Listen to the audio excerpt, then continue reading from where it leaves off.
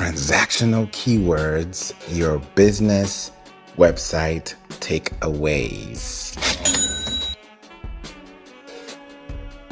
We finally made it to the final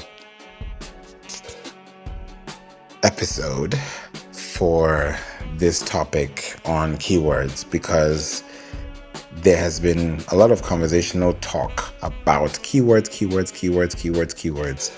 And I said there's no way we can be talking about keywords and not introduce this in its most comprehensive way so that we can understand what we're doing, why we're doing what we're doing, and that way you can be able to decide what you want to do for your website, what you want to do for your business, and ultimately what you want to create long-term for the goals that you have set for your business.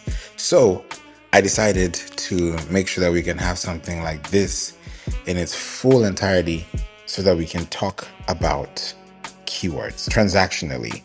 Now, as we discuss this room and talk about this topic and, really dive deeper into what a lot of people have been asking about this question on what is this about? What is this about? What is this about? Then I felt like, okay, the best way for us to actually break this down is to discuss this fully and use this final episode of these series to understand exactly where we're going with transactional keywords, why they're so important to us, because you've used them before. It's just that it may not have been actualized the way it should, but you've definitely tried this out before. And I'll give you some examples today so that you can also check this out on your own and see, have I tried this? Is this something that I've done before? Have I noticed this in my own patterns of creativity? Even when I'm searching for content, do I actually find this information valuable? Now, when it comes to keywords are technically the keys that open doors, or in other words, for digital purposes, they open pages on the web, right? We have the World Wide Web, that's www. So we have HTTPS, which is Hypertext Transfer Protocol, then : / worldwideweb.yourdomain.com, .net, .co, .gov.edu, .expert, .online, .info, .ai, .io. There are many out there. So the moment you pick your domain and then you now have a / keyword, that's where the transactional commitments come in. What's up, Letitia? Welcome, Debbie. And it's good to see you, Chris. I see you got a party hat, so welcome to Clubhouse. I hope you're enjoying your time here on the app and you are welcome to this platform. It's a great place. I've been here for 6 years. It's going to be 6 years this November 24th. And it's been a great time being on Clubhouse, entirely just sharing with people and connecting since 2020. So I hope you're also enjoying yourself here too. So thank you for being here and you're most welcome to the room. Eddie, good to see you too. So transactional keywords. Now, I want to define this for you in case you've never heard about transactional keywords. You can Google this if you want to. You can get more information if you need to, but this is something that you can see everywhere if you ever search for it. And here's what it says about transactional keywords. Just in general, transactional keywords are search terms. That's the words that you use in the search box whenever you're typing anything on the web, or especially when you're coming to Google or Bing or DuckDuckGo or Brave or any other platform of your choice.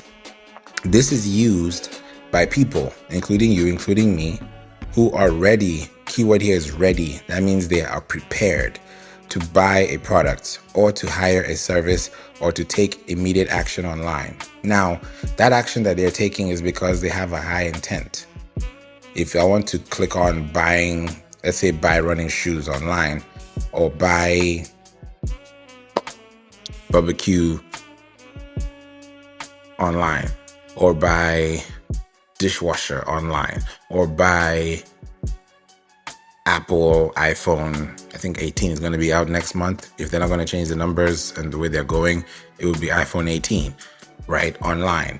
Discount flights, cheap flights, flights to New York, or flights from Rome to Hawaii, or flights from Jersey to Idaho.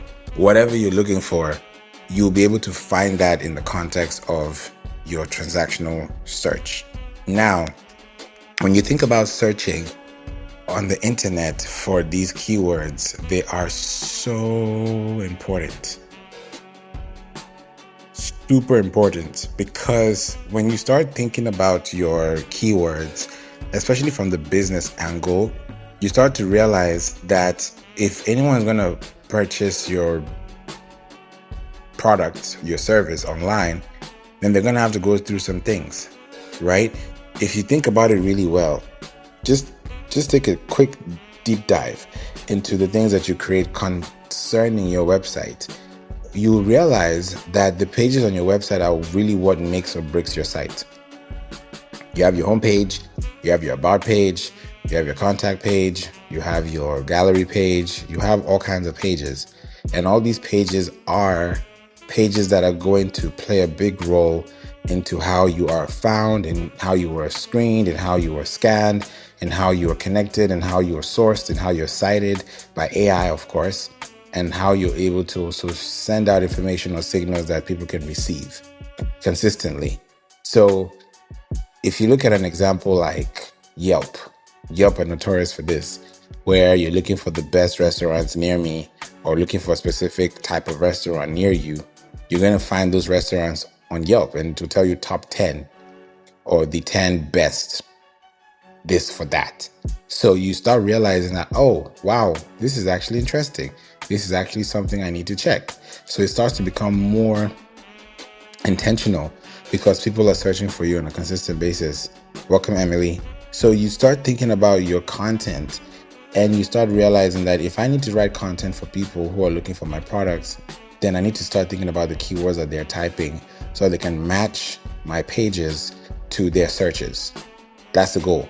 You match a page to a search.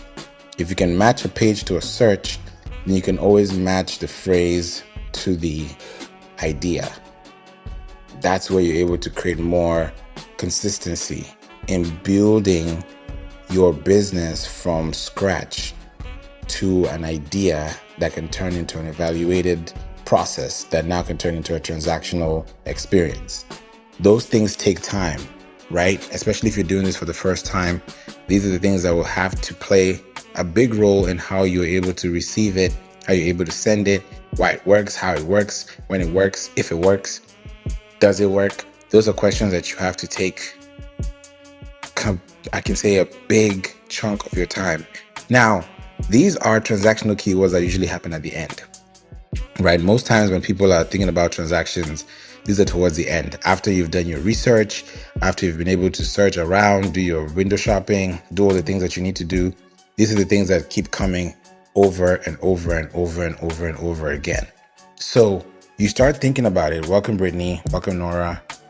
When you start thinking about your business and you start thinking about all the things that you are doing, then transactionally, you have to start thinking about, oh, is this what I need to do? Is this how I need to do it? How do you now take what people are seeing and then translating that into something that people are receiving? That's a big question. And you have to think about this in a way that allows you to be more specific with how people will respond back to you. Now, if you really think about it long term, you have to think about this from the perspective of where are you going with your business and how are you allowing people to find you online? I mentioned this before. The number of pages on your website determine how fast, how slow, how high, how low you go. That's really where you think about it long term. And you have to think about it in a way that is going to help you not just think about your business, but actually think about what people are searching for around your website. So that's something that you have to really think about as a business owner, as a business website owner. That's a very important thing to think about.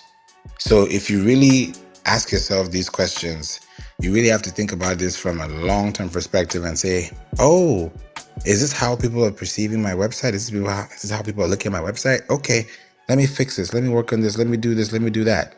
Eventually, you realize that the same people who have been searching for you all month long, all year long, will change, right? We're in the 700th episode plus.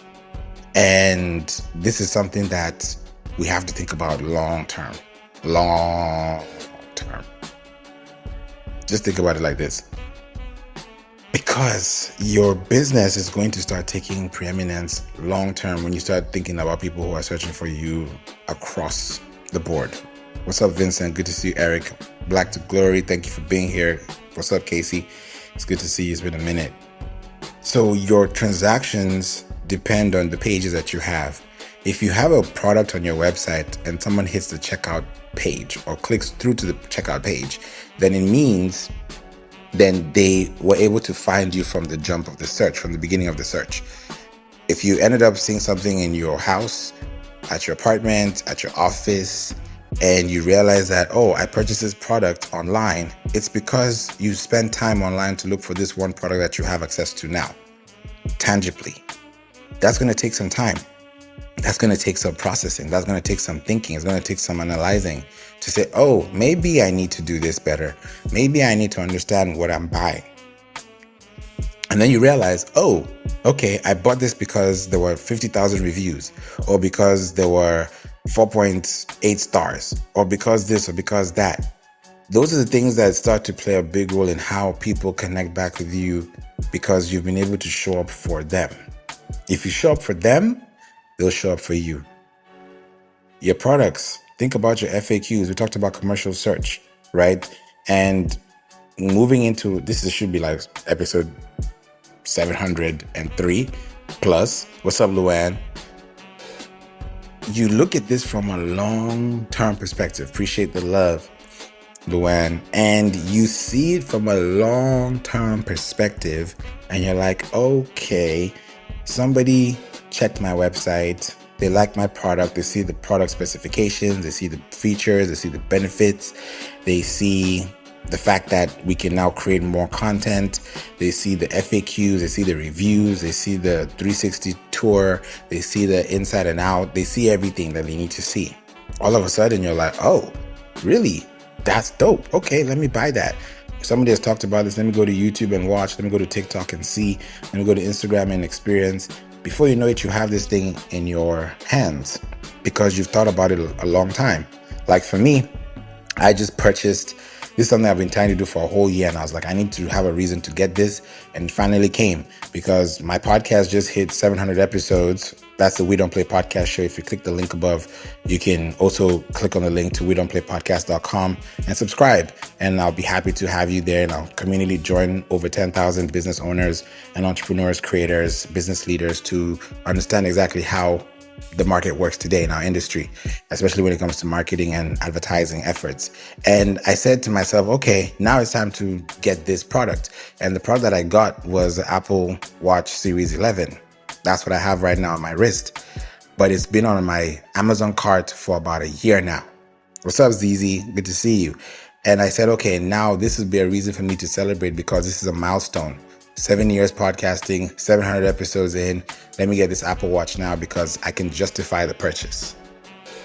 There are people who purchase without blinking an eye. They just say, okay, purchase, you get a watch, you get a watch, you get a watch, you get a car, you get a car, everybody's getting everything that they want. Cool. But you're going to justify what you bought because you have a reason to buy it. He's laughing. So you buy all these things because you want them, but do you really need them? That's the question. For me, I said, yeah, this watch will remind me of when I hit this milestone. When you buy a house, when you buy a dog, when you bring a baby home, when you make a baby, when you invest in a Fortune 500 company, when you buy stocks, when you buy Bitcoin, when you buy whatever you're purchasing in or investing in, there's going to be a reason why you do what you do. And at the end of that day, you'll be like, okay, now there's a reason for me to do this more consistently. Now, that transaction happened because I thought about it before. I'm sure there's something you purchased today. There's something you purchased this week. There's something you purchased this month. There's something you purchased this year that you needed to buy because of a reason. You might need to buy a spoon. You might need to buy detergent. You might need to buy pizza. You might need to buy a watch. You might need to buy whatever it is, because you want to purchase that for a reason. But the reason why you're getting it now is because it makes sense financially now. It didn't make financial sense then, but it does now. So when you think about transactional keywords, these are transactional thoughts that people are processing so that they can be able to make a purchase out of the things that they're thinking about long term. That's really where it comes to. You start thinking about this and asking yourself, okay, as a business owner, I want to purchase this product, or I want people to purchase my product. How will they find it? Let's say you name your product t-shirts. Okay, it's a t-shirt, but how will people know it's a t-shirt? Do they know it's 100% cotton? Is it what? What's the material? When you start putting those contextual frameworks into your picture, then whoever is searching for that specific t-shirt will find yours. If they're looking for quotes, if they're looking for plain t-shirts, if they're looking for baggy t-shirts, if they're looking for slim fit, those words are going to make or break your business. So if you have your products, really think about your products 360 and ask yourself, if I have all these products in my cart, why do I have all these products in the first place? Is it because they all serve a different purpose? Is it because they all make sense to me? Is it because there's something about these products that I can't live without or can't do without? Those are valid questions, because at the end of the day, these are high intentional purchases that you're making on a consistent basis. So if you think about modifiers, I know we talked about modifiers in the last couple of series before this episode, when we talked about informational keywords, that is asking questions, how to tie a tie, how to bake a cake, how to prepare a turkey for Thanksgiving, where all these things are applying. You're asking those questions because you're intentionally looking for an answer from a result that you're expecting to see. That's where the informational part comes in. The navigational part we talked about is navigating through the system. If you're trying to go to, let's say, Fenty privacy policy, or you're going to Facebook login or Clubhouse updates, you're looking for specific things that will take you to a specific destination. Just like with navigation, if you're trying to drive to the grocery store, you're not going to end up at the farmer's market if that was not your intention. But if you're going to go to the farmer's market, then you're not going to go to a grocery store, or you're not going to go to a convenience store. You're going to go to a store that you want to drive to because that's what you want to do at that store for that reason. So that's why you navigate with your GPS, whether you're using Apple Maps, whether you're using Google Maps, whether you're using Waze, like I do, Waze Maps, and then you end up deciding to drive 5 miles or 0.5 miles or 5 kilometers. If you're in the US, if you're in Canada, wherever you are in the world, whatever metric you're using, that's what's going to take you to that next step. So your idea of transactionally connecting with people is coming from an informational standpoint. You don't buy something you don't know. You have to buy something that you're aware of. If you ever bought something that you were never aware of, that's a problem. But I don't think you'd even have that problem because you're going to care about what you pay attention to. That's why it says you pay attention. You pay attention to what you pay for. You're not just going to pay for anything because you're going to pay attention to the things that you paid for. So if you paid for this, it means that your attention is going to go to that. So these are the things that we want to talk about today. And I'm going to talk about modifiers so you can know exactly how these modifiers play a big role into your results. So as a business owner, when you have a website, here are some takeaways that you can take today and apply for yourself, to yourself, for your business, to your business.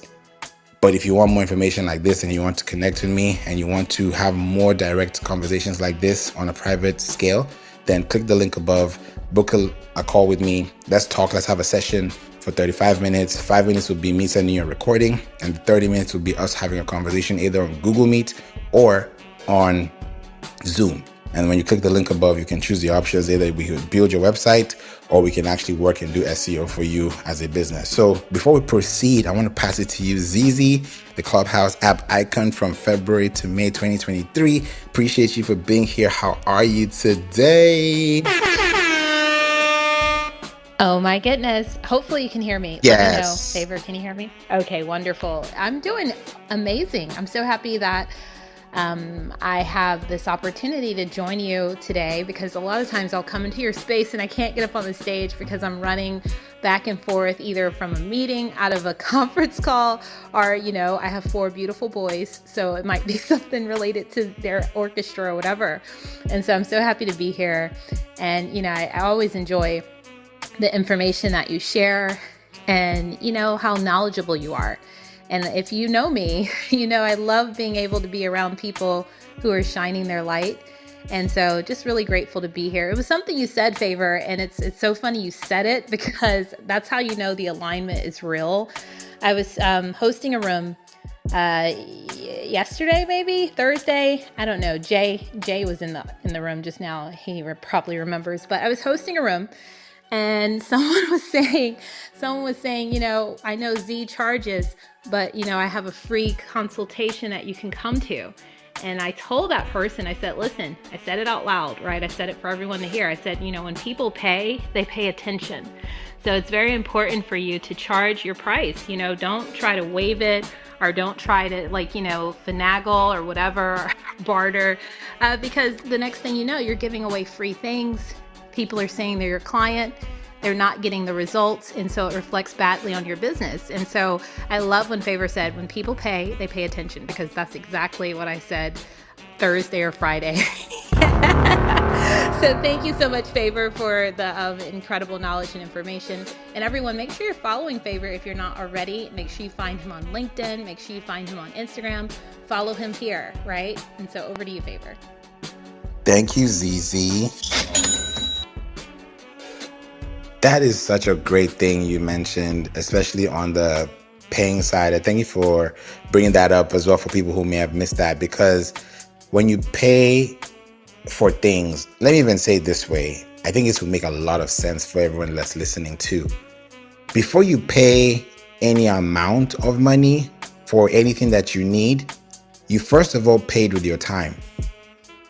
I'll say it again, before you make any purchase online, in person, you have spent time first before you made that purchase, transactionally, monetarily, however you want to call it, because you have created a stance of understanding that the thing that you're paying for makes a lot of sense. It needs a lot of attention, right? If you're going to drive somewhere to make a purchase, you spend 15 minutes driving out so you can be able to do that. Like for me, I spent 15 minutes out to get a new haircut today, right? Because I've been trying to get that for a long time. I've been so busy working and I didn't have a chance to. I said, you know what? Today's Saturday. I have some free time. Let me go do that. I was supposed to have this room at the time I went, because I said, if I don't do it now, I'm not going to do it again, because I have a busy week. So I said, okay, let me do that. But I drove all the way to get a haircut and come back. The same way you might drive somewhere to get a pedicure and come back. You might drive somewhere to go to the restaurant and come back. You spend time first. You spend time searching, you spend time navigating, and then you ended up spending money. You can go on a website, you can spend time going to ChatGPT, to Cloud, to Perplexity, to Gemini, to Manus, find what you're looking for, and then you're going to spend that time first and then spend that money. Think about it like Eventbrite. When you go on Eventbrite, or even if you go on any, I can call them any airline platform, most of them, you get to see a countdown timer. If you try Eventbrite, you'll see it. You get 15 minutes countdown, because they know within 15 minutes, you have to make that purchase. When you make that purchase, that 15-minute countdown timer starts. You have to put your name, your email, whatever other credentials or other information that they're requiring of you to do, you do it. Because you know that for that exchange, you need to create that thing. But when you start thinking about it long term, you're like, wow, I spent so much time doing this and now I have this. I'm so glad I spent that time, because I can't get that time back. So if we start thinking about the things that we need, it will change everything.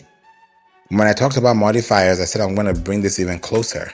When you think about modifiers in a way that change the way you show up online for the people that you connect with. Now, there are different types of modifiers. I'm going to start off with the first 4, then I'll break it down to others too. Now, these words that I mentioned right now, any of these words that you hear that strike a nerve or spark some type of idea to you, please write it down and then look at your website and ask yourself, do I have these words on my website? Do I have these words within my URL, my uniform resource locator? Do I have these words somewhere within the ecosystem of my setup? If it's not there, then that's probably the reason why you're not making any purchases online or why you're not getting any sales online. These are the very key things to think about. Now, I'll start off with purchase because that's what everyone is here for. Purchase, purchase, purchase. Now, there are words like buy, order, shop, get, and of course, purchase. When it comes to saving, there's cheap, there's sale, there's deal, there's discount, there's coupon, there's price. When it comes to action taking, it's sign up, it's RSVP, it's download, it's subscribe, it's hire, it's quote, right? When you're looking for insurance, you're looking for a quote, right? You haven't made a purchase yet, but you're shopping for that opportunity to make a purchase. So you're making that action by taking that time to be able to understand, okay, what kind of insurance am I trying to buy? What kind of policy am I trying to buy? If I'm trying to hire SEO services, where am I hiring SEO services from? The word hire means that you're looking for a purchase. Even with corporate, if someone's going to hire you to their job or to their company or to their business, that's because there's a budget in place. There's somewhere along that conversation, there's money that's going to be discussed. It's either you giving it or it's you receiving it. It has to be one way or the other. Then, of course, there's local, which is now near me, local specifically in which city, in which state. That's where it comes to. Now, when it comes to services, there are different things with services, modifiers. There's company. You're looking for plumbing company, electrical company, pet company, travel company, right? When you use those words are not going to tell you that, okay, I'm looking for someone or something or somewhere around this conversation, I'm going to have this type of response. There's firm, there's services, there's solutions, there's technology, there's designer, there's installer, there's builder, there's creator, developer, right? There is provider, there's consultant, there's advisor, there's training, there's store, there's treatment, and there's therapy. These words are super valid because these are the very same words that people are searching for, and they can actually connect with you long term if you're really thinking about where your business should be going to as well. Thoy says something in the chat. I want to read this out before we continue. Thoy says, where is the reciprocation when it comes to acknowledging one another equally as people hit ADD and don't support rooms created? That's a very specific question. It depends on where you are. Very valid. And there has to be that reciprocity. I mean, there's a law of reciprocity. So you have to look at it from what you give is what you take. What you put in is what you get out. So if the intention is pure, then people will find it pure. If it's not intentional, people will just point you out and they'll call you out on it. So it just depends on that too. You also said to energy plus energy equals currency, which is true. Currency, if you think about the word currency, the major word for that is current, right? If you think about current, you think about waves, tidal waves, current and currency. Right? Every country has a currency, and that currency is moving by a certain capacity. It's either moving within the dollars or moving within the pounds or the euros or the yen or whatever currency you're thinking about. That's where it's going to stem from. And you said as well, Thoy, so why do people make things so complicated where everything is about taking an action instead of saying something won't work? That depends on you. If you say it's not going to work, like Henry Ford says, if you can or you can't, you're right. No one's going to tell you, oh, you can't do this, and you told yourself you can. If you told yourself you can do it, great, you can do it. If you tell yourself you can do it, you can do it. So currency is important because if I'm giving you something, it's because I care about what I'm giving to you. I'm not going to give you a snake. I'm not going to give you thorns because I care about your mindset. I care about your emotional response. I care about your well-being. But if I give you flowers, I give you chocolate, I give you hugs and kisses, then you know that, okay, this person actually cares. So that transaction is not even monetary. It started off with time, because you spend time thinking about what this person likes, and then you end up searching online for what that person needs or wants. Or if it's Christmas time, you're going to buy something for them because you know they've been looking for this for the whole year, or they've been saving up for this and you decide to buy it for them so they can save their money to do something else. So it's different. And Z, you said something, there's a difference between encouraging reciprocity and expecting it. Let's talk about that for a second. We'd love to hear your thoughts on that. Please expand on this. Thank you for that comment too. Oh, you're so welcome. You know, in the world we live in, you know, it's like you scratch my back, I'll scratch yours. But when you are thinking about the beautiful quote that my husband goes by, do unto others as you would have others do unto you. It's like, you know, if you're going to be a person who is leading with integrity and kindness, and you want to be a person who is giving, you know, you have to think about it like, okay, if I'm expecting people to give back to me, am I actually a good person, or am I just a person out looking to get my back scratched because I'm scratching other people's back? So it's a matter of, you know, what is your thought process? You know, why are you doing this? You know, and then at the end of the day, you know, are you that person who you want people to look up to, or are you that person who's just like, hey, I'm just trying to see what I can get? You know, and when you lead like that, it's inauthentic, because you're not authentically a good person. Like, let's keep it a buck, right? Because you're expecting things back. And then what happens when you don't get it back? You get upset, you get angry, you start looking at people and rolling your eyes. You get pissed off. And so it's very important for you to take that deep breath in, release it, right? And say, que sera, sera, right? Whatever will be, and be who you are meant to be. Don't try to be Favor, right? Don't try to be ZZ Williams. Don't try to be Kenneth or Annie or Elena. Be you, you know, because when you start doing things that don't feel comfortable and you really are just doing it to see what you can get, you're being inauthentic to yourself, you know, and some people are okay with that. And some people live an angry, upset life, right? Thank you, Coach Z, for sending that money to Favor. I absolutely love it. Back over to you, Favor. Thank you, ZZ, and thank you, Coach Z. Y'all are having the same names, by the way, and thank you for sending that to ZZ too. You see, that was just the law of reciprocity right there. You give, you receive. And you said something, Toy, and I would like us to talk about this very, very closely. You said something. You said, for someone that opens a room consistently to acknowledge those that add you, and they don't even respond, and you're sitting in a room for hours alone for the last 3 years, that's something to really think about. I remember when Clubhouse started, and I'm sure some of us who have been here since Clubhouse began from the early days, we remember how things used to be before. Right now we're in the marketing club, right? That's why it's called marketing club. But now we call clubs houses. That changed a long time ago. And I remember very well when I first started doing rooms. People used to come in, leave. Sometimes I used to be the only one in the room. And I wouldn't care if anybody jumps in or jumps out, because I can't control their time. I'm not going to force you to stay, and I'm not going to force you to leave. But if you create a space that allows people to stay and come back and come back and come back, then there's something that you're doing that's working. If they don't come back at all, or they even show up to begin with, then that has a lot to say with what you're bringing to the room.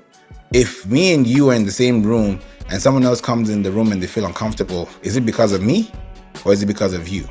They might feel uncomfortable because something is wrong in the room. Something is not making sense. But if they stay and they feel like, wow, this is actually a nice place. A lot of people have come here. You have a lot of pink tickets here today, right? If you have a pink ticket at the very top, click on Marketing Club, because this club has 356,000 members, specifically 356,643 members.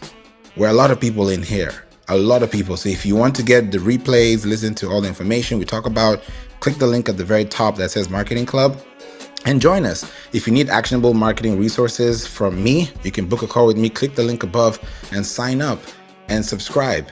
And you're going to get that information directly in your inbox. I do this consistently. I don't show up all the time. Sometimes I put a room and I schedule it and I come in like an hour or two later, but I still have to make sure I fulfill my plan. I fulfill my due diligence. I fulfill my promise because I said I'm going to show up and I will show up. If I end up rescheduling it, it's because something happened. Life happens. But I'm not going to create a scenario where I'm going to act like, hey, I'm showing up on a room. I'm doing this because I'm trying to make a buck. Remember ZZ back in the day when people used to just sign up or come to Clubhouse just to make a course or to build a course or to even sell a course, and then all of a sudden they disappear? Remember those days? Oh, yes. Oh, yes. Some of them have come back a favor. They do. They come back. And sometimes if somebody calls them out in real time and they can't defend themselves, it's going to be a problem. And people can feel it because when we talk, we're speaking in hertz. Have you ever recorded yourself and just seen your waveform on a computer or an audiogram, and you can see the waveforms? It changes. I remember interviewing someone on my We Don't Play podcast show, and he said something that made so much sense. And I knew that, wow, we're actually living in a colorful world. He said that there's a system that is used, and not everyone has tried this before, but he told me that this is something that works. And I was really surprised. He said that everybody has a color in their voice. Everybody has a color in their voice. If you're shouting, just like you see Thoy, you're shouting in the chat with your caps lock on, you're shouting. You may not be shouting at us, but you're shouting in the chat. And that's going to give a certain type of color. If you said those same words without putting caps lock in there, it's going to be received in a different way. So, and you may not be shouting because you're arguing or you want to make your point across. You might want to use that to emphasize, which is totally fine. But the way you say things and how you perceive things are different. It's not what you say, it's how you say it. So your color is so important because that color is what's going to be transmitted through the person, and that energy is going to be transcribed in form of an energy form, whether it's going to be through a smile, a wave, a hug, whatever it's going to be, it's going to come in that type of form. And your voice has a color. Like for me, I learned that my voice color is blue. And when you think about blue, you think about trust, you think about calmness, you think about wusa, you think about, okay, let's relax. You think about those things. Someone's voice might be yellow. They might just be just laughing all the way, Teletubby style. And you're just enjoying yourself, but this person is really making you laugh, or the person is just giddy. That's different too. Your voice might be another color. Who knows? So when you start thinking about what you're putting out there, it will change everything about what you do, because your business is important to you as it's important to the consumer. It makes a completely different change when you start thinking about transactional keywords and you start saying, hey, buy this, buy this, buy this, buy this. Nobody wants to be bought. Nobody wants to be told, buy me now or buy this now.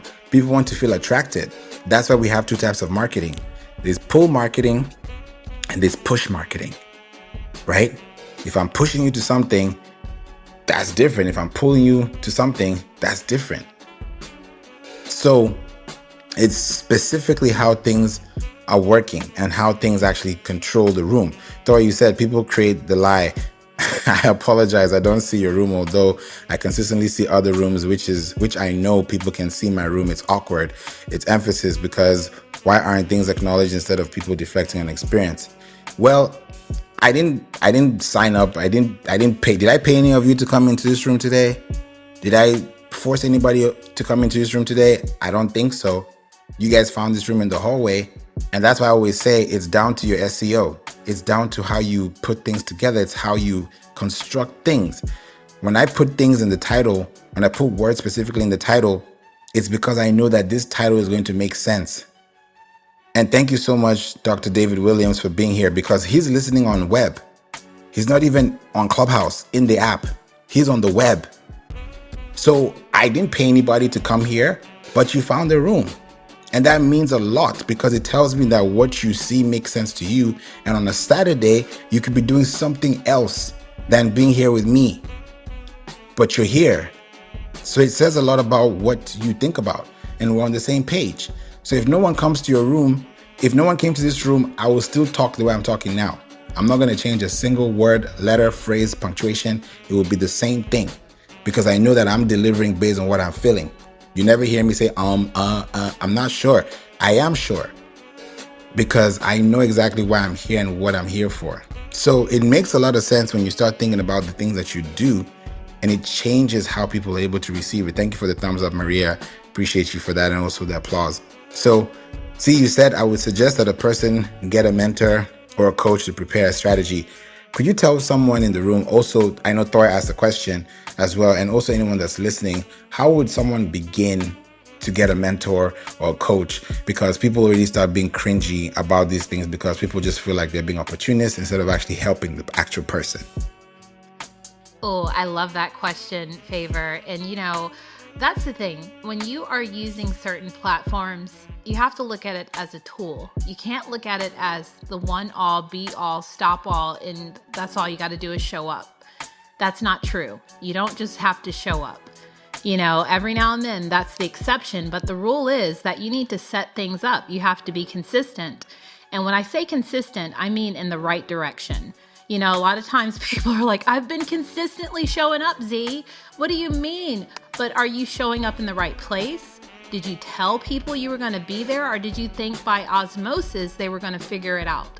Are you making connections with people? Have you come into rooms and actually raised your hand and got on the stage and said hello? Did you say hi in the chat, or did you just start getting upset with people? If you're a confrontational person, people don't want to be around confrontation. I'm just going to keep it a buck with you. And so it's very important to build that level of, know, like, and trust. Yes, that still applies. I know it's an old concept, but it still applies. And so it's very important for you to recognize and say, okay, what am I on Clubhouse for? All right, what am I on Instagram for? What am I on YouTube for? Why am I in business? All these things are questions that you as an entrepreneur, a business owner, content creator you need to ask yourself these questions. And when you ask yourself those questions, then it's like, who can help me with this? Right? Listen. Who can help me with this? And that's where you go into, am I looking for a mentor or am I looking for a coach? And so some of you have been on social media for a long time, right? You have content creators that you follow, content creators that you know, like, and trust, but you haven't taken steps to utilize their services, right? You listen to all the free content, you gobble it up, it's so delicious. But that only creates awareness, right? The implementation is when you hire them, when you reach out and ask them, can you utilize their services? And so that's what people need to understand, and that's what they need to start plugging into. Over to you, Favor. I love that, ZZ. You got me thinking about a sentence that just literally came together in my mind and compounded. I don't know if anyone has said this before, but there's nothing new under the sun. But this thing makes a lot of sense as you said this, and I'll summarize it into these two sentences. You can either pay attention for free or you can pay attention for a fee. I'll say it again. You can either pay attention for free or you can pay attention for a fee.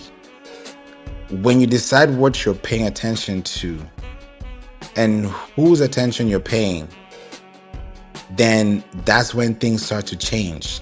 That's when you start to realize, okay, I want to do this differently. I want to do that differently. I mentioned this some time ago. I think this was in the last room when I talked about screen time. The time you spend is so important. Like today is Saturday. By tomorrow, if you have an iPhone, you can check your screen time in your settings and see, where did I spend the most time this week? I intentionally had to drop my time on Instagram so low that I had to replace it with something else. And now I'm almost done reading a book because I wanted to spend time doing other things. I've gone to the gym. I've been able to spend time doing other things that are edifying, that are replenishing, that are productive. I'm not just doom scrolling, because sometimes you could be doom scrolling at 1 a.m. and before you know it, it's 5 a.m. and you got to be up by 7 a.m. You don't want to have that. I call myself out for that one first, because that happened to me and I said, nah, this cannot be happening. Because if this keeps happening, I'm messing up with my health, I'm messing up with my productivity, I'm messing up with my time that I can't get back, and definitely I'm messing up with somebody else's time, because now I'm going to be an influence to them, which is a negative influence over me. So it's not something that you want to deal with. It's something that you have to start about today and ask yourself, what can I change? What can I switch? What can I replace? You're not replacing it so you can get an accolade or get an award or get a type of reward or a cookie. No, you're doing it because you want to make sure that you can look back and say, man, I spent time doing this, I got this done, and look at me. There's that dopamine effect that you get when you do something and you check it off your list and you feel like, wow, this actually feels good. When you do your laundry, when you brush your teeth, when you take a shower, when you take the trash out. Little things, tiny little things that may not seem any significant in your way or in your day, but that changes how you feel and how you actually express yourself throughout the day. It changes a lot. So think about those things too. Zizi, have you ever been in that situation where you're like, man, what am I doing with my time? Well, a long time ago maybe, but I tell you what, Favor, I've been in business for over 25 years, and I learned very early on that it's very important to recognize who is allowed access to me and who isn't, and so I can recognize BS, bullshit, from a mile away, right? And so I have been very fortunate to have that discernment and to move accordingly. That part, accordingly, because it takes practice and perfection is not overnight. It's time that's spent over and over and over again. And that's why we're in this room today about business, marketing, entrepreneurship, creativity, because these are the very things that we talk about. Being in business is not easy. Some people quit after month one, after week one. Oh, nobody's watching me, nobody's reading, nobody's liking, nobody's subscribing. Are you doing it correctly, or are you talking to the wrong audience? Your audience might be different. You might say one or two words that may change everything. You might be talking over their heads, and they're there to listen to you, but you're not paying attention to their needs. It's like a baby crying and giving that baby a stone instead of them getting a pacifier. You can give them something, but is that something enough for them to stop crying or for them to understand why the love is expressed? Those are very key things to think about as a business owner. So don't just have a website because you need a website. Have a website because you know this website is going to allow someone to learn more about me. If AI knows about me through my website, that's a plus, because somebody else can now receive that information that I gave AI, that I gave the algorithm, that I gave the servers. That changes everything. So your mindset has to be big on that. Thanks for the thumbs up, Maria, and thanks for the applause, ZZ. So these things make a big difference. And I was talking about modifiers. So when you look at products, right, we've talked about services. When we look at products, we're also thinking about modifiers. And these are the words that you say after what you're looking for. Devices, software, systems, things that are superlative, like custom t-shirts, custom mugs, custom bags, custom this, custom that, because you're looking for specific results. Best, top, rare. You're looking for rare diamonds, rare stones, rare gems, rare this, rare that, rare outfits, rare deals. You're going to find those results, right? If it's help related, you're thinking about help, reviews, or ratings. Right? If you're looking for travel ratings, you're trying to figure out, which airline is the best, you're going to check their ratings. You're going to check their reviews, right? There's a time when I was in New York and I learned something new, which doesn't happen everywhere because not every restaurant does this, but I realized that this is something that actually is important to know. For those who don't know about this, check it out. When I went to New York, this was some years ago, and I'm based in Houston, I realized that when you go to a restaurant in New York, I don't know if this applies to any other restaurant out there, but this is very important. I believe in New York. Every time I went to a restaurant in New York, I always looked at the wall. That was something I just started doing automatically because I was like, this is something. Got it. I clocked it. Because I realized on the wall, they would show you their ratings. They will tell you 96A or it's going to be 75B. That's the rating of their food. So if you realize that you're eating at a restaurant that has a high rating, not because you went to Google to look for it, but because you're at that location and now you can read the wall, you can read the sign, and you're like, oh, okay, these guys have amazing food, their ratings are up, you feel comfortable. You don't want to have food poisoning. You don't want to feel like you purchased something and now you got to buy medication to now cure, like you're buying twice. No. You can't be purchasing things. You should be saving. So I saw that and I was like, that's interesting. Not every place does that. You might see that if you're lucky, but that's not what they show you all the time. But there are some places that they will show you that. But I know in New York, they're definitely huge for that too. So it made me think, okay, ratings are important when it comes to this type of things, because now you're able to understand what you're thinking about as a business and asking yourself, what are you really creating for yourself? What are you putting out there for people to see? Are you creating content for people to receive? Or are you creating content for them to give back to you? Are you creating a challenge, or are you creating a sober moment for them? Are you creating something that they can reflect on, or are you creating something that they can deflect off? What are you doing? Where are you creating this, and where is it coming from? There has to be a root. There has to be a root for that. And then lastly, research.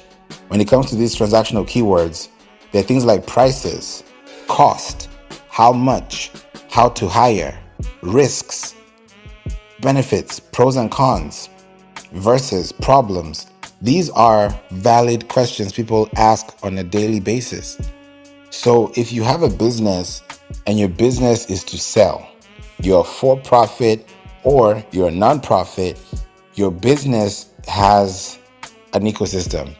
And if you have an ecosystem, you have to think about how people are connecting with you, whether it is locally, whether it is regionally, whether it is nationally, whether it is internationally. There's going to be a connection that's going to take place.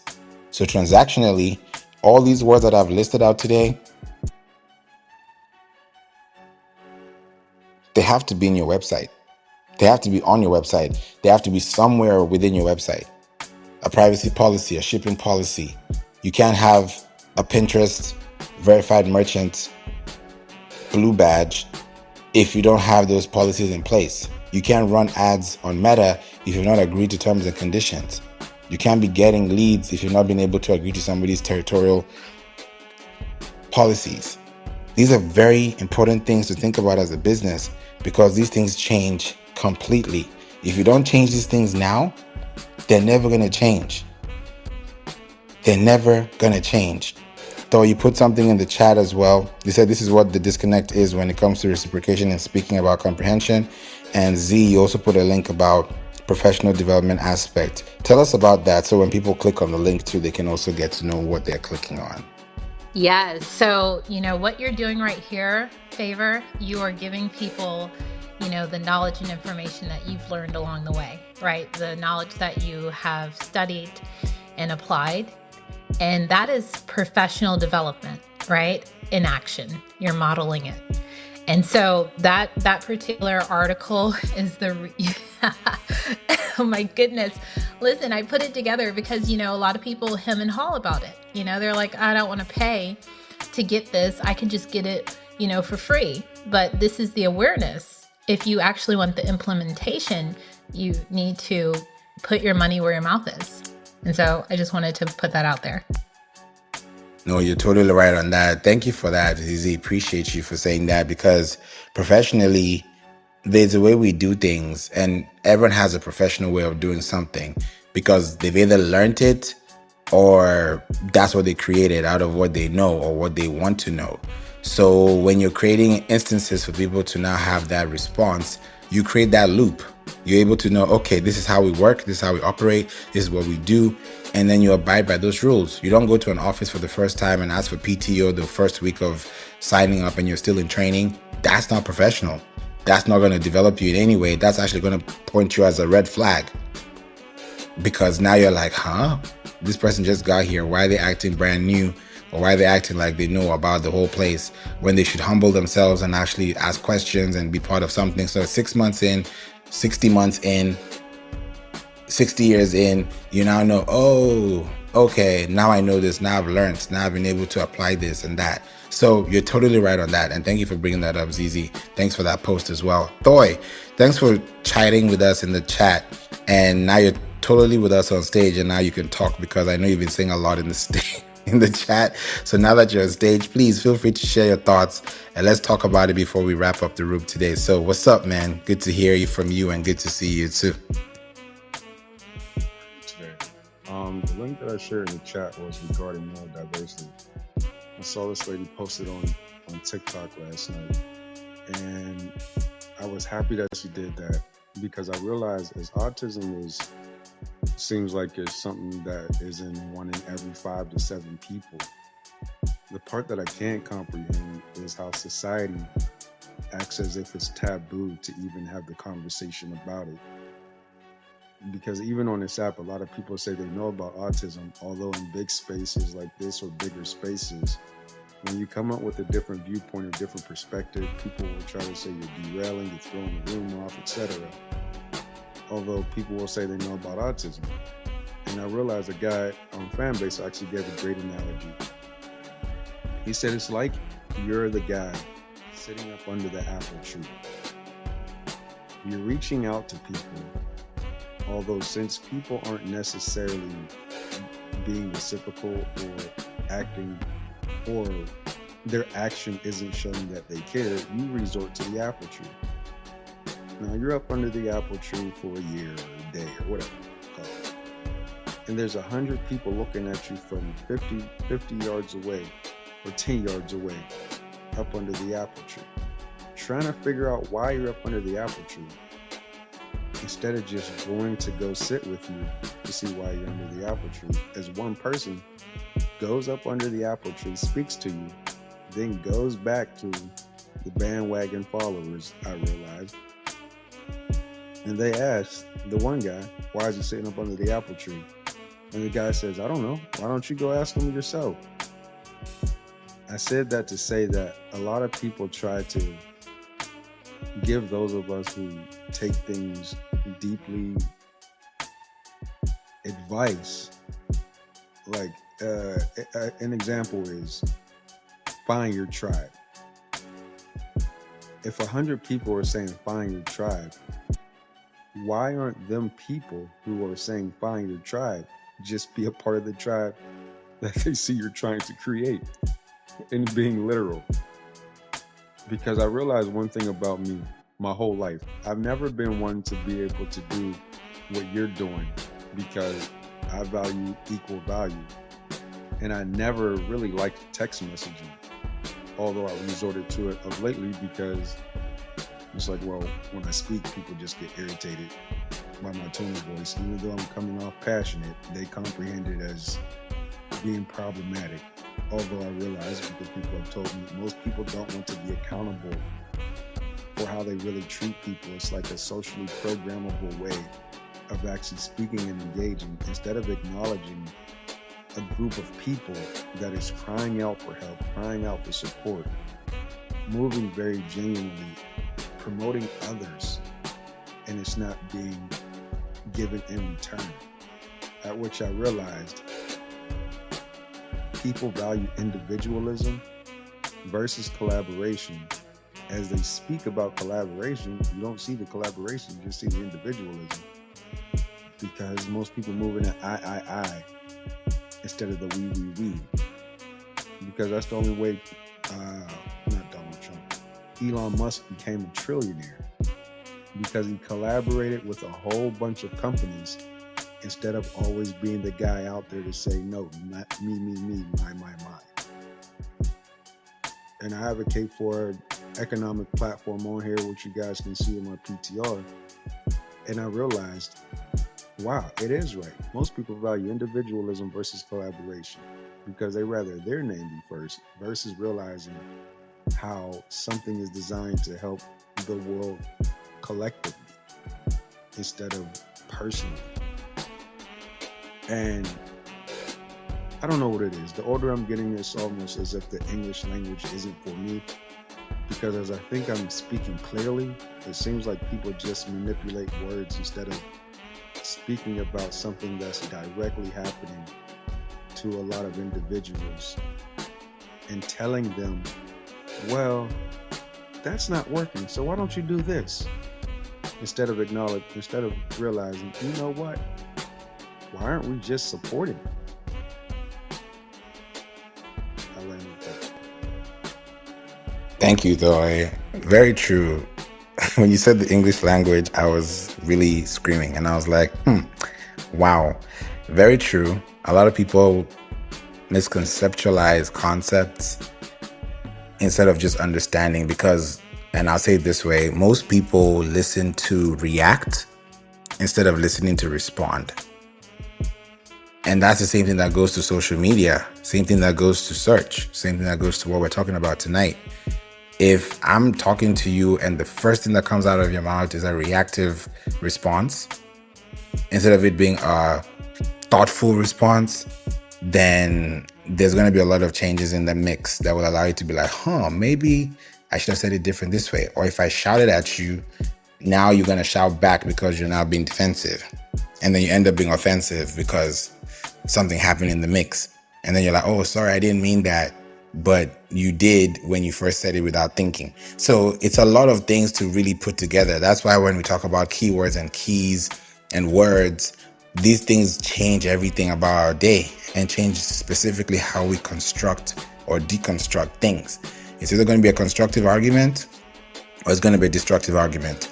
Some people call it a colorful argument these days just to make things lighter on a note. That way, on a lighter note, you're like, oh, okay, there's a different way someone can actually see this as opposed to looking at it in a different way. So you're right on that. And it makes a lot of sense. And thank you for sharing this today, because we just need to know how to do better because we know better. And it's crazy if we know better and we don't do better. That's a problem. That's like you said, it's an individual problem, not a collective problem. So a lot of people groupthink instead of just thinking outside the box, especially with AI now. People are not thinking. People are just typing, prompting, and lazing away. Or they're actually thinking about what they want to say or how they want to say things so they can actually come out better and do better for the people that they serve. So it changes a lot. So thank you so much for that. Celeste and JL, thank you for being here too. I would like to come to you, JL, because I brought you up. If I come to you, Celeste, because the last time we spoke, you talked about something that was great. And I said, the next time I hear you or talk to you, I'm going to ask you first, how are things going with SEO, how are things going in your world? Because I know you stumbled upon gold, and I want to know how that's been digging for you.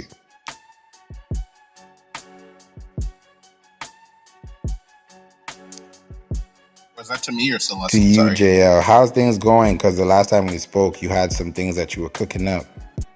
Oh, yeah, great. Thank you for bringing me up, and hello, everybody. Yeah, maybe just a quick recap. I'm a founder. I used to run a venture-backed company. I am now on my own, doing my own thing with SEO, and I found a market that I felt was like ripe for disruption. It's a service market, like let's just like plumbers and grass cutters. It's like one of those fields, but just I found a market that I felt like was really underserved.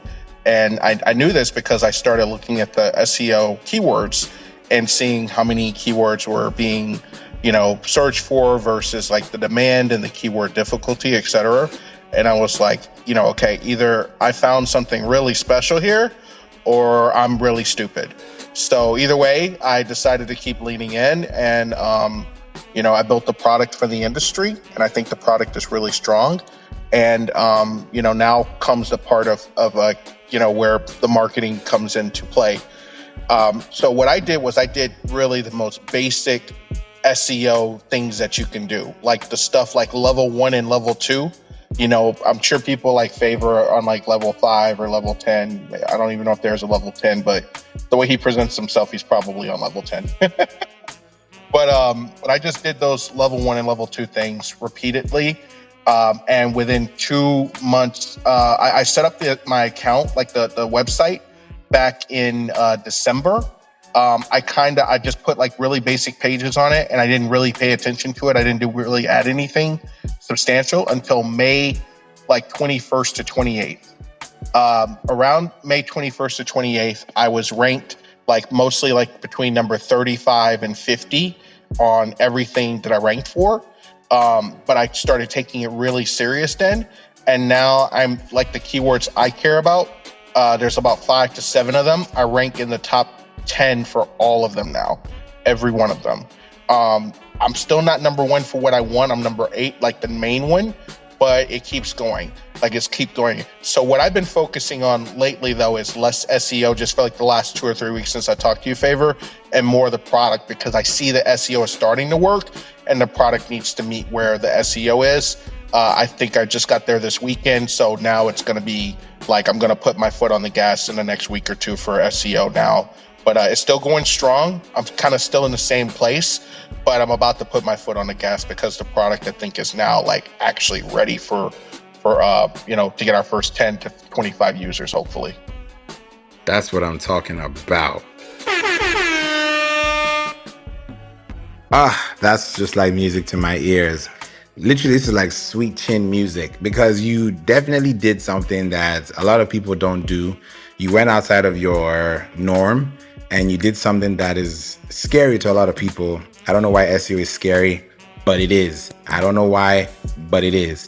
And if you are able to take what you took and you can see where you are now in weeks, and you talked about December, come now August, just imagine where you're going to be by December this year. Just imagine, especially when it's time for Christmas, Thanksgiving, New Year's, all these holidays coming up. It's going to be big. So you're definitely in the right place and you're taking this thing by storm. And the fact that you're doing consistently shows that you are intentional, because SEO is an intentional practice. I'll say it again. SEO is an intentional practice. It's either you're going to do it on your own, or someone's going to do it for you, or you're going to hire someone to do it. Either way, it has to be done. Because if it's not done, somebody else will do it, and someone else will take your place, because no one is running ads on SEO. People are spending time on SEO, but people are running ads on PPC, pay per click. So that's a big one, and shout out to you, JL, for that. Celeste, we'd love to hear from you. What are you thinking? Oh yeah, JL, you want to say something before we pass it to Celeste? Go ahead. Before we get the thought out, go ahead, JL. You're ready to say it. Yeah, I have a question. If you ever, and I mean, I think anybody can kind of come off this, question. I think it's helpful because, like I said, when I saw the data originally, and the data is on, SEO marketing tools like Ahrefs or SEMrush. If you guys are familiar with that, and if you're not, I would highly recommend you get familiar with it. They're like little superpowers for people. But if you're looking on there and you find low keyword difficulties for an entire industry, but then you also search the keywords on Google and you continue to notice nobody's doing any ads for it, is that a red flag potentially? Would that scare you at all? Or, are you kind of like, oh man, this might be a hit here. Like I might have something under my belt, because I've never seen an ad for the industry either, it's just crazy to me. My quick answer is it's a red flag when I see ads if it's a keyword I'm trying to target. But go ahead, Favor. Actually, that's what I was about to say, because we want to hear you talk too. Go ahead, and I'll go after you. Actually, Favor, I think the last time that I was in your room was when JL brought up his whole gold mine that he stumbled upon. So nice that he was able to pop back in at the same time as me, because I definitely wanted to hear an update. So good to hear that, JL. Okay, so yes, we know all about Ahrefs and SEMrush. My main thing is always focusing on the competition. So if you happen to find, which it sounds like you already know this, but if you happen to find a keyword that has extremely low competition, plus there's no ads running, that is a huge green flag. If you find a keyword with low competition and there's ads running, I'd say that's a yellow flag. If you find a keyword with high competition and ads running, that's a red flag. So hopefully that answers your question. Hopefully that, kind of is self-explanatory, but I'll pass it over to you, Favor. I love how you broke that down with the flags. Yes, you're totally right on that. And I'll also add this too. When you're looking for these keywords, look at them from the intent of the searcher and not the intent of, I want to make this very clear, not the intent of the opportunist. Because when people are running ads, they're running ads because they want you to just subscribe now, pay now, buy now, sign up now, do all these things now. But if you notice, JL, that the keywords that you find in these platforms are showing up organically on their websites, then there's an intentional reason why they're doing that. And if you notice that these keywords are showing up consistently and nobody's paying attention to them, it's just a matter of time. Because if you do the math, for those who don't know this, I like to also give numbers so you guys can also just do your math and do your justification. There are 8.5 billion searches a day on Google. Now, on the internet daily, there are about over 50 billion searches a day on the internet across any platform you can think of. Collectively combined, it's over 50 billion searches a day. Now, if we're just looking at Google alone, and there are 8 billion plus searches a day, and 15% of these searches are new. Now, imagine 15% times 7, 15% times 365. Whatever is new today may not be as new tomorrow. Look at this, Clubhouse. When somebody typed Clubhouse in 2013, they didn't see Clubhouse app, they didn't see Clubhouse icon, they didn't see Clubhouse voice. They saw something else outside of Clubhouse that we know today. So if we start thinking about the words that are new today and they've not been caught, it's like the deep blue ocean strategy. If you're able to catch them early and people are finding them and you can see that there's low competition, get it now. Because in 3 months from now and 6 months from now, it's going to be saturated. But the people who have been coming back to back to back to back on a daily basis will now see you more consistently. And because you have those keywords within your website, Google is going to give you first dibs, because you're the person that has been showing up consistently without even running ads. So the day you want to run ads on them, you're going to have more visibility, because now you've been able to have a larger pile on what you've created for the people based on the experience that you've set. So Celeste broke it down really well, and I hope that question answered what you were thinking about, JL. We'd love to hear your feedback on that too. Absolutely. I think that's good, and that's kind of why I continue to research on a weekly or monthly basis, like the new keywords that are like emerging, new searches emerging. And then I also like what you said about making sure that you're reviewing the keywords without a biased intake, because sometimes people, they paint what they want to see versus what's actually there. And that's, you don't want to waste your time doing that. I mean, the keywords, they can save you so much time if you come at them with an analytical mind. It's such a huge opportunity, right? You can build a whole business off of it. That's when I literally started. That was my thesis. Keywords, keyword searches, the quantity of the keyword searches, the quality of the keyword searches. And I literally took that as my start to see whether the business was feasible or not. So I completely agree.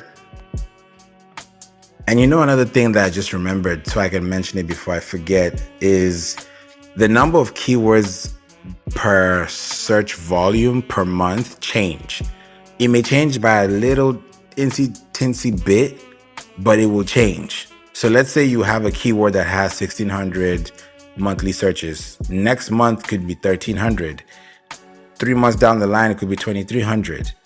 So if you think about those searches, it makes sense. And I'll give you an instance. Like, look at Thanksgiving recipes. This is something I thought about just off the top of my head just now. Thanksgiving recipes. If you search for that keyword now on SEMrush or Ahrefs, you're going to get a keyword volume that's going to be in real time. Come November, search for that same keyword, Thanksgiving recipes, is going to skyrocket to the roof. When you go on YouTube and you're looking for Thanksgiving recipes, all kinds of videos are going to show up. But those videos that you see on YouTube organically are videos that were posted 5 months ago, maybe a year ago, 2 weeks ago, because people are searching for them and that's what they've been talking about consistently. And then those same keywords that you see also have something called keyword density, because the number of times you say those words consistently within a media format, whether it is audio, video, text, graphic, there's going to be a consistency in the repetition of that keyword. So the more you're able to say those things in a concise way and not a stuffy way, you're going to do so well on that too. Celeste, we'd love to hear your thoughts on the area of keywords and search volume, because yesterday's price is not today's price. And in SEO, yesterday's keyword search volume is not today's keyword search volume. I just love your sayings. Yeah, that was great. So if you don't know me, you will get to know that talking about keywords is one of my favorite things when we talk about SEO. kind of like a nerd. Like when I go on a rabbit hole with keywords, it's great. I just love the data. So I wanted to also bring up, so someone had taught me this little trick. Shout out to Equa. She used to be on Clubhouse. I don't know if she's hanging around here that much, but we live in the same state, and she is like a really, really genius person when it comes to SEO. So I know you're asking about volume. I'm gonna take a little segue and then I'll come back. And this might help you to, sorry, I was gonna say LJ, JL. So you know how, now I don't know if Href shows this data, but on SEMrush, it shows all these metrics. One of them, it says CPC. That stands for cost per click. So this means that if you were to run an ad, this is how much that keyword would cost you every time someone clicks on it. Well, she taught me that paying attention to that number actually shows how valuable that keyword is. Meaning, if it has a low cost per click rate, like, 10 cents, 20 cents, that either A, it doesn't convert that well, or B, when it converts for a low dollar amount. Contrary, if it has a higher CPC, like $1 or more, that means that it either converts really well, meaning when someone clicks on it, they usually turn into an action taker. So transactional keywords usually have a higher dollar amount, or you're in an industry where those keywords gives you a lot of money, like meaning, when you have a client, the service or product cost is high. So paying attention to that CPC also helps you decide like what keywords you want to target. So shout out to Equa. I give credit where credit is due. I didn't learn that. She taught me that. Also, okay, when it comes to volume. So I heard you say that the volume changes. Me personally, so I think it's like a balance between volume and that competition score. Because I have seen time and time again keywords that have this super high volume, like it might be like, let's just say 1.5K, right? But in order to rank for that, it's also really, really difficult. Like the keyword difficulty score is really high. And then you'll be able to kind of do some research and find a keyword that has slightly lower volume. So maybe it has like 1K, right? But the competition score is like half or less of that higher volume keyword. So the question is like, is the juice really worth the squeeze at that point? I'm going to say no. I'm always encouraging people to go for lower hanging fruit. Like if you want to, rattle your brain and do all this work, be my guest. But usually 9 times out of 10, when I'm helping someone do keyword research, we can find very similar keyword sets that have way lower competition and just slightly less volume. So to me, volume isn't everything when you're focusing on keywords. Most of it is going to be that competition score. So hopefully that answers your question when it comes to volume. And yes, I love transactional keywords. So love the subject. I'll pass it back to you. That was gold right there. Thank you, Celeste. You're welcome. Yeah, you brought something up and I want to go a little deeper into this before we go and help someone that's listening understand how they can take action, because today we're talking about takeaways. So you know how you go to a grocery store, you go to a drive-through, or you go to a restaurant and you have takeaway or you have to go. I want you to take this to go. And Celeste, you just did it in the most perfect way possible, because this is what I wanted to say, and you actually took it out of my mouth when it comes to CPC, cost per click. There's a website I want you guys to take home today. It's called meetglimpse.com. And exactly what Celeste said, shout out to Equa. Equa is amazing. She's right. And I've heard this before, and I've seen this before, and I've tried this before, and it works, and it will keep working. When you go to that platform, that website, and you search for a keyword, it's going to tell you the CPC. And I've seen cost per clicks that even go up to $100. Just imagine having $100 per click. How much are you going to put down there? Appreciate the love, Hillary. Thanks for being here too. That's a lot of $100 clicks that you got to go through. But imagine you're translating that into your website, and that's becoming the actual keyword that people are finding or searching with you on. You realize, oh, this is a high commodity. This is a high potential. This is a high risk, high reward. because now you're thinking about not just the keyword, but the transaction behind it. You know how I started by the conversation today and I said, for anyone that has spent money with you anywhere, whether it's online or in person, they spend time first before they spend money with you. They either drove to you, or they searched you, or found you, or did something before they hit submit or before they hit complete purchase.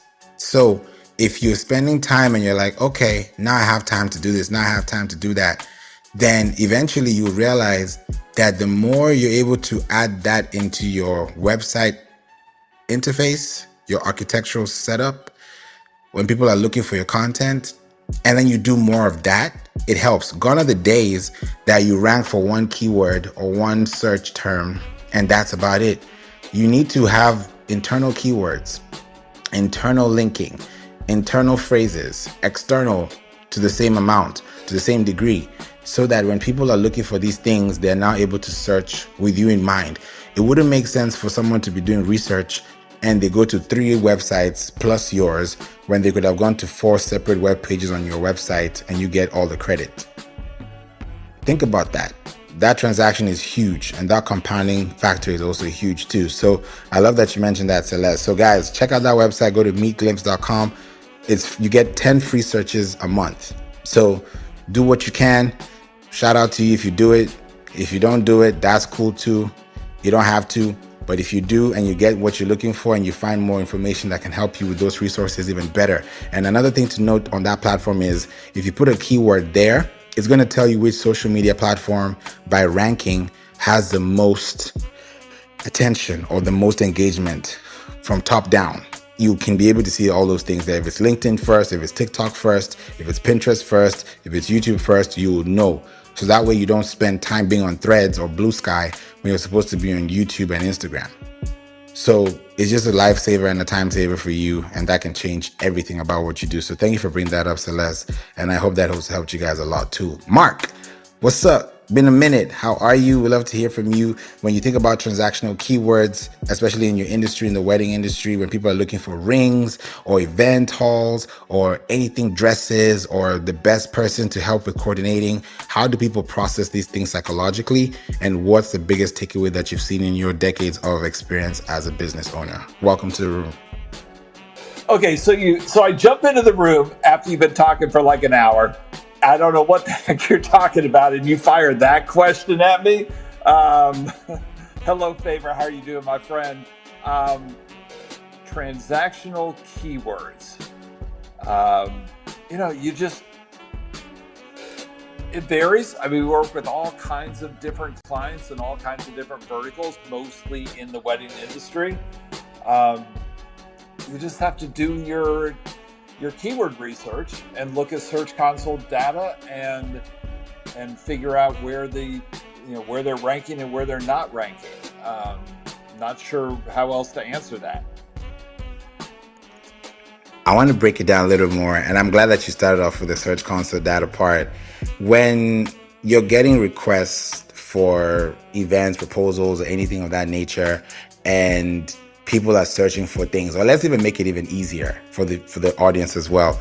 When people come to you and they tell you how they found you, what do they search for that transactionally made them connect with you in the first place, and why? You can ask that question, but the answers are usually not that accurate. There's that whole last touch attribution bias where they can, they find you in 5 places and they tell you the last place they found you, and asking them to tell you what they were searching for. I mean, if they remember, that's great data. If not, like Search Console will give you that data. And so I tend to rely less on the how did you find out about us question than I do on just look at the data and you can see where they found out. But you do have that last touch attribution thing where they heard you 5 times and told you the last place. And we have a kind of a unique situation in the wedding industry because you have people buying a whole bunch of things that have never bought those things before, will never buy those things again. And, they're kind of clueless as to how to get started. And that is our challenge. And not to mention that there's no repeat business to speak of. You are constantly selling to new people that get engaged every week, and then the people get married and move out of the market. So, we're not building a community, we're not building repeat customers. And, but the search terms are usually a fairly easy thing to, just to come up with. The long tail keywords, the more unique ones that if you were buying ads that you could buy, lesser search keywords that nobody else is buying, those kinds of things. Like, it's just like doing the grind of the research. Oh yeah, that last touch attribution is a big one. Thank you for bringing that in, because that's, especially for your industry that is so fragile when it comes to search, because after 6 months, after 9 months, 12 months, it's like the cycle repeats itself. But when you now position yourself in a place where people can find you or refer to you or attribute to you, then that shows the consistency in what you've been delivering, because it shares a lot into what you've done over time, either as a case study or as a memorial or as a memorable thing that allows people to now say, oh, this was pretty, this is cute, okay, I like this design, I like what they did with this decoration. And then it now transforms that into a whole new different insight. Like Z said, powerful insight, and she wants to connect with you as well on LinkedIn as well. So it's important to look at these things and not just figure, oh, we found you on ChatGPT. Okay, before you got there, what did you think about before you typed that? So there's a lot of points to factor in before you even get to that too. Zizi, do you want to say something as well to Mark based on what you've thought too on that instance? Well, Favor, this has been such an incredible space. My husband was like, Zizi, what's going on? And I was like, listen, I love this space that Favor is hosting. So, I'm just hanging out and, giving a few things and working on some SEO at the same time. And so, he heard the marketing voice come on. So he's like, okay. But yeah, what Mark said, I absolutely loved, because he is so spot on when he was like, you ask these people like, hey, how'd you hear about us? Where'd you find us? And they're telling you the space or this place that you're not even listed on. And you're looking at your report and for a fact that they found you through email marketing, right? And so it's hilarious when we ask these questions to, the client or the potential recruit. And it's like, we're not even listed there, babe. Like, we know where you found us. I just wanted to see what you'd say. And so, yeah, I love that, Mark. Thanks for sharing that insight. And I just followed you back. I don't know why we weren't connected before, but I'm so great. It's so great to meet you or hear you again. And yeah, let's connect on LinkedIn. Absolutely. Okay, let me give you a quick example for people who don't get the last touch attribution. So we do a lot of event marketing, and we do a lot of marketing for wedding expos. And we had a client who was convinced that billboards work for her. Now, keep in mind, in the wedding business, you're targeting less than 1% of the population. So, the typical billboard on the highway, 99% of the people that drive under that billboard have zero interest in what you're selling. She was convinced that it worked. So we dove in a little bit more. So she would ask this question at the event as people were registering. How did you find out about the event?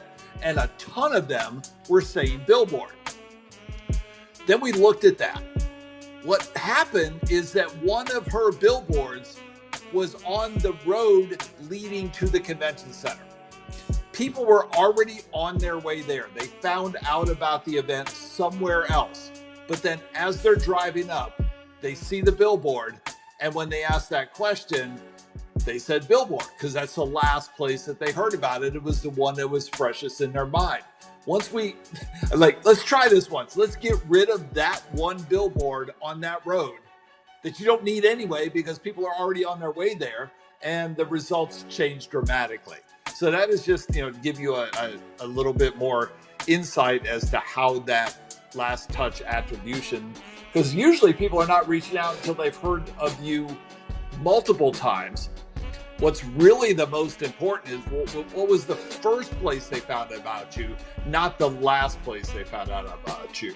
So that's just a little bit further dive for anybody that doesn't know that concept. But Z, great to meet you. Great to see you again. And Clubhouse has like reset a lot of the connections. Like people that I've known in here for years, I had to refollow them. So that was that. And but we are connected once again. Yes, I love it, Mark. We're rocking and rolling. And I want to say hi to Celeste as well. That's my cousin. Not really, but we share the same last name. So I always claim her.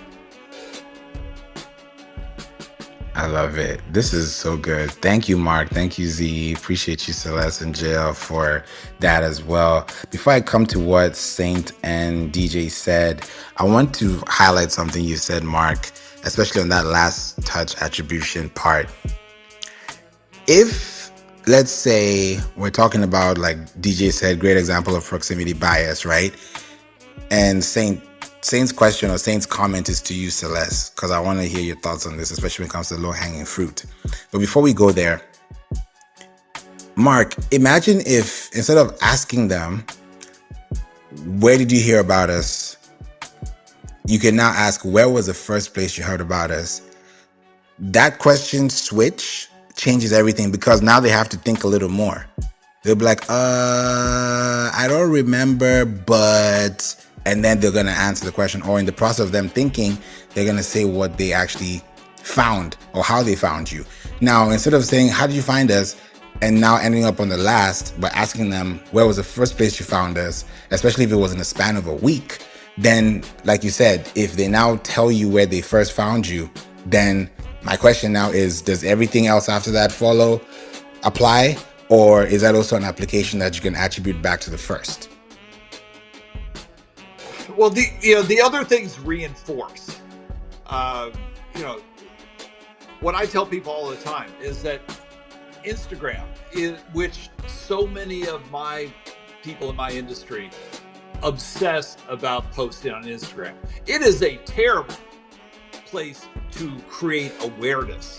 But that does not mean that it is not valuable. It is a place for people to check you out once that awareness has already been created. And so it still serves a value. The value is not like finding you for the first time. It is like helping that build that confidence that they have in you by looking at other platforms like that. Now, I'll tell you, back to the how do you find out about us? Yeah, you can ask them that. It's never going to be as scientific as the data. What we really ask that question for is to try to dissect the direct. In your analytics, there's this massive category called direct, which is typically people who are typing in your URL. Well, I always say it all the time, like that's not SEO. SEO is all the other things. The direct is that SEO is creating awareness where it does not exist. Direct means that awareness was created somewhere else, and then they typed in your URL to get to your website. Those are the ones that we try to dissect. And especially in this wedding space, like referrals are a big thing. Referrals either from previous clients or from people higher up on the food chain. Like a DJ can never refer a venue. By the time a client gets to the DJ, they already have a venue. And the venues kind of control that. But to get a referral, get on that venue's referral list is super important. So that's really why we ask that question. I have all my clients ask that question on the contact form. Anything that is other than like the referral from my friend or the referral from my venue, the rest of those answers, we just strictly rely on the data. But it does help just to kind of fill in the blanks. Then there's a couple of big wedding planning websites that bring business to people in the wedding industry. Those platforms don't really link to your website. They want to control the narrative, so they have a contact form within within their platform, within your listing. So those are not showing up in your analytics either, because there's really not a lot of direct links. In fact, in one of them, they don't even give a link to the website. So what people do is they get the name and they Google it, then it comes in as organic, which then skews that number and takes the credit away from the wedding website. So we use that. We take the data and then try to get a little bit more granular on it with the answers to those questions. But if it's like, a lot of people have the question like website, they found your website. Well, nobody just finds your website. They get to it some way, either from a search engine, a backlink, or they know the URL. No one just finds your website. And so, we take a combination of the data from analytics, the keywords from Search Console, and then the answers to the question. And then we pile it all together and try to figure out where the heck their business is coming from. That's a good one. Thank you, Mark. Yeah, there's so many touch points, especially in today's world with AI involved, to just decide on where you're coming from, where you're going to, what is expected, what is received. A lot of things have to be put into this in a way that is important. And at the end of the day, people put things out and they're like, yeah, I got this, or this is important, that's not important. At the end of the day, like I said earlier, you either pay attention for free or you pay attention for a fee. So if someone tells you something for free, that's on them. If someone tells you something with a fee, that's cool too. At the end of the day, you get what you get because you asked for what you got. So, and you get what you ask for too. So I love that you mentioned that, Mark. I was going to pass it to Celeste, but she's left. And Sense said something that's very important, because he said, I don't agree generally on putting too much on low cost keywords. Well, we didn't really talk about low cost keywords as being the effect. We talked about CPC, cost per click. And if you focus on the low cost keywords, of course, you're going to get low cost results. But if that low cost becomes a high cost in the future, and you're able to plant that seed and just let it germinate and let it marinate, then yes, it will take some time to grow. Because SEO these days, it depends on your domain authority, your page authority. There are about 40 different types of SEO. And there are over 200 ranking factors that lead to SEO.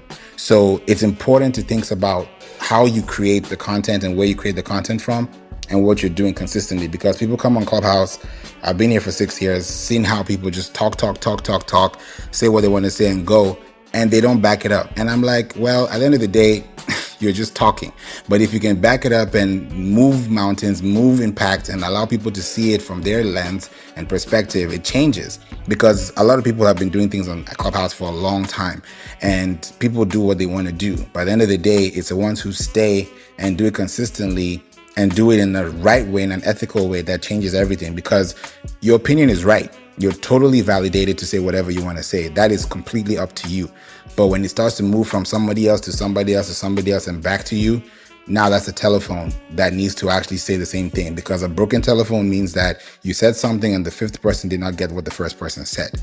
So it just depends on what you're putting out there and how you want it to disseminate through the different surfaces that you represent your business in. So this was a good topic. We've talked about keywords from informational to navigational to commercial and now to transactional. So before we go, Mark, we'd love to start off with you. Give us your biggest takeaway, what you'd like people to go away with, then pass it to you, JL, and then Z, and then we can go from there. I mean, again, I kind of came into the room late. I mean, the biggest takeaway is look at the data and base your marketing decisions on the data. The data does not lie.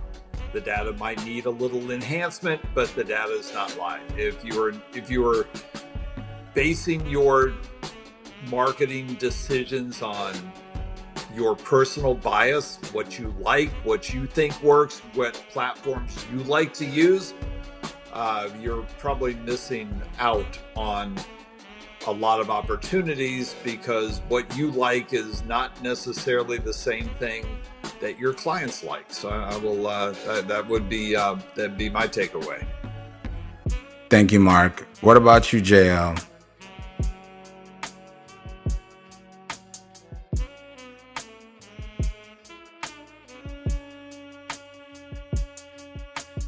Jill, if you're speaking, you're muted. But if you're not, go ahead. I stepped away for a second. Favor. What was the question? Is the biggest point of the room, or what would you like to tell people so they can take action on leaving the room? Oh, yeah, no, cool. Consistency. That's the key. Right now we're in an age where, regardless of what you think about it, I will debate it till, my core. You can build whatever you want. I know a person on Clubhouse who comes on Clubhouse every single day and they talk about what they're building and they seem so excited about it. But the goal is for them to make money. Now, what they don't do is they don't do SEO, but they build and build and build. And apparently they've been building like this every day for 2 years and they have 0 customers still today. And this week I challenged that person and I said, hey, you can walk and chew gum at the same time. Like, as passionate as you are about building, you should, if the goal is to make money and not just to put this, what you're building on your resume, you got to start investing in SEO today. It's so important. I'm not a marketer, guys. Like I'm not a marketer. I'm a business person. The goal is to make money, and the goal is for people to see what we're making. And you don't have to have a product or anything else to start the marketing journey to now, because the marketing journey obviously gets you customers, but it also helps your customers learn about you and you learn from your customers. So start the SEO now, like start it today, start it tomorrow, like just start it. It's so important.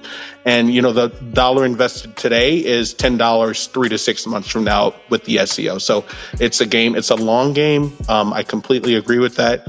And again, I'm speaking as a non-marketer, right? So I hope that settles with somebody. That does, JL. Thank you for bringing that up, because Clubhouse is free. It's totally free.